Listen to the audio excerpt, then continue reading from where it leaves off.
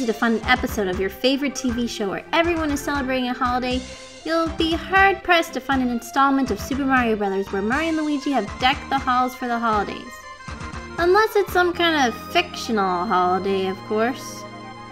But this is a video all about Christmas, and retro console series are not well known for having Christmas-themed levels or releases. Unlike PC games, console games weren't released episodically, probably because of the production costs of a cartridge. Because of this, it really wasn't worth it to release a Christmas version or Christmas sequel to a game. It would be both season sensitive and may break canon. Not that that was really a huge concern for video games back then. We do have a few completely Christmas themed games though, and some non-Christmas games that feature Santa as a character.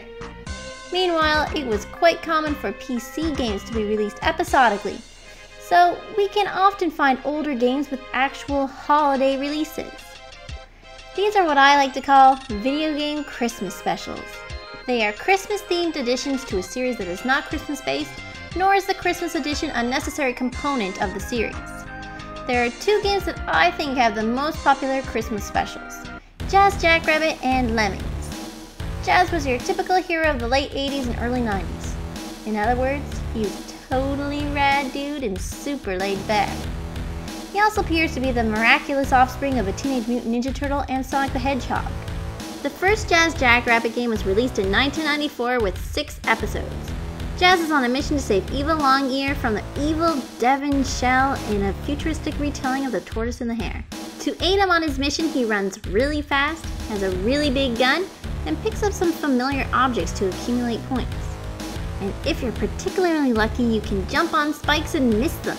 The makers of this game must have been pretty charitable folks, because Jazz the Jackrabbit has 2 Christmas episodes, and both are available free of charge as shareware.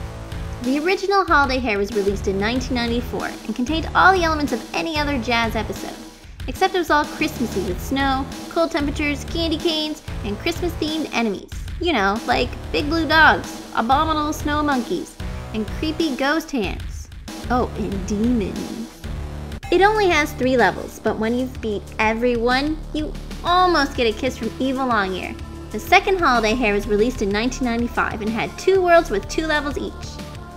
The first world is a surreal candy land with creepy music and rat-like enemies that appear to be having some trouble with their balance.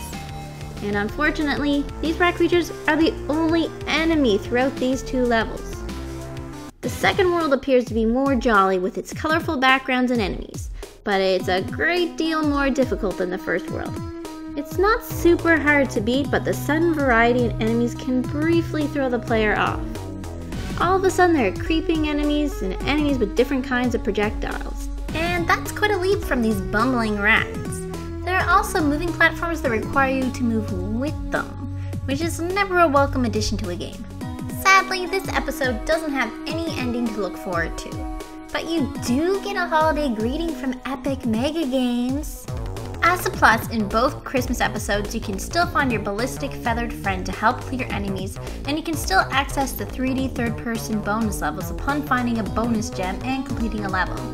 Despite the few flaws mentioned, you should check these episodes out if you're in the mood for a Christmas-themed side-scroller. They have fun soundtracks and, for the most part, have solid platforming controls. Lemmings also has 2 free Christmas episodes, released in 1991 and 1992. Players could now navigate their tiny mindless drones through snowscapes complete with snowmen, Christmas lights, and fireplaces. Instead of their floppy green hair and blue PJs, each and every lemming is clad in a tiny red Santa hat and a little red suit.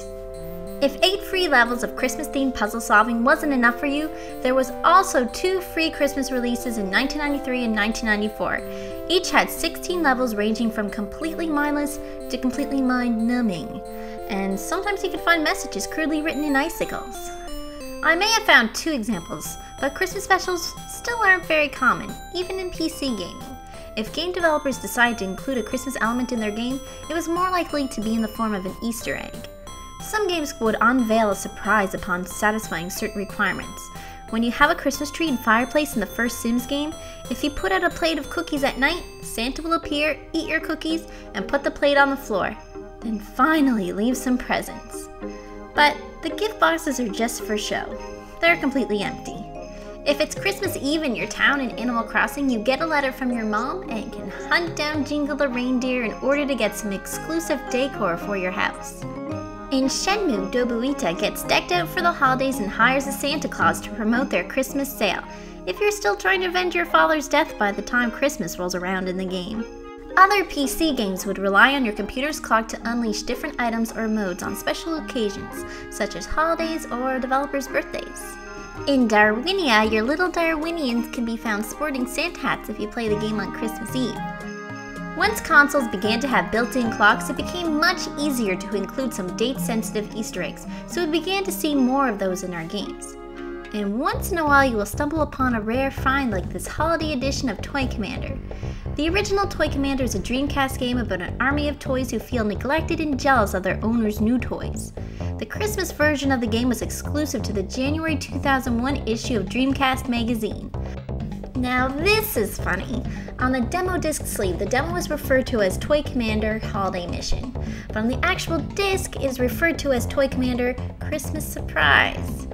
It's funny how even in the year 2000, video game boxes, or sleeves in this case, were still inaccurate about their contents. In this demo version of the game, you can control a fully armed car or a fighter jet in order to clear the way for Saint Nick to rescue 5 presents from some crazed toys. And there's no reindeer in this game. Santa Claus goes solo and straps on a jetpack. He's so dedicated to saving Christmas that he'll even propel himself into a toilet that is inexplicably run completely dry in order to retrieve a hidden gift. Once all the toys have returned to the safety of the tree, the demo is done. Any and all Christmas content is usually completely unnecessary, but come on, it's fun! Merry Christmas and happy gaming! From Rinry.